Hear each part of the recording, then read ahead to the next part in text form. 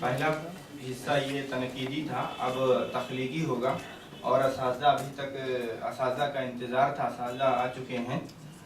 میں باقاعدہ پروگرام کے آغاز کے لیے اپنے جوائنٹ سیکریٹری اکرم وارث کو بلانا چاہوں گا، وہ آئیں اور قاضی عبدالستار صاحب کا تعارف پیش کریں۔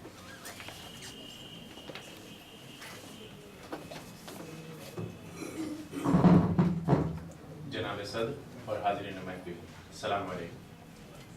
پدم شری پروفیسر قاضی عبدالستار بنیادی طور پر تخلیق کار ہیں۔ اردو ادب میں آپ ایک مشہور فکشن رائٹر کے طور پر جانے جاتے ہیں۔ آپ کی پیدائش سیتاپور کے قصبے مشرین میں 8 فروری 1933 کو ہوئی۔ ابتدائی تعلیم سیتاپور میں حاصل کی۔ سیتاپور سے ہی میٹرک اور انٹر کے امتحان امتیازی نمبروں سے پاس کر آپ نے لکھنؤ یونیورسٹی سے BA اور MA کی تعلیم مکمل کی۔ آپ نے اپنا PhD کا تحقیقی مقالہ رشید احمد صدیقی صاحب کی نگرانی میں شعبہ اردو علی گڑھ سے اردو شاعری میں قنوتیت کے عنوان سے مکمل کیا اور ڈاکٹریٹ کی ڈگری حاصل کی۔ 1956 میں آپ کا شعبہ اردو میں بحیثیت لیکچرر تقرر ہوا۔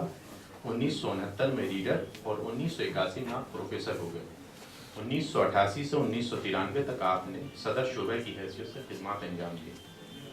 میری دانست کے مطابق آپ نے اپنی ادبی زندگی میں 12 ناول تخلیق کیے، 50 سے زائد شارٹ اسٹوریز کے خالق رہ چکے ہیں۔ شارٹ اسٹوریز کا مجموعہ آئینہ ایام کے نام سے 1995 میں منظر عام پر آ چکا ہے۔ آپ کا پہلا ناول شکست کی آواز 1954 میں منظر عام پر آیا۔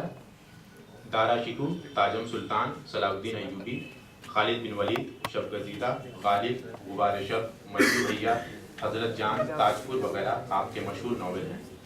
افسانہ مالکن اور رجو باجی کے ساتھ ساتھ آپ کے ناول شب گزیدہ پر ٹیلی فلم بن چکی ہیں۔ آپ کی شخصیت پر ڈاکومنٹری فلمیں بھی بن چکی ہیں۔ آپ کے ناول دارا شکوہ کا ہندوستان کی تقریباً ہر زبان میں ترجمہ ہو چکا ہے۔ اس کے علاوہ آپ کی 7 اور کتابیں بھی ہندی اور دیگر زبانوں میں ترجمہ ہو چکی ہیں۔ آپ نے 36 ریسرچ پیپرز کے ساتھ ساتھ 15 کتابوں کے بھی خالق رہ چکے ہیں۔ تنقید پر بھی آپ کی 2 کتابیں ہیں۔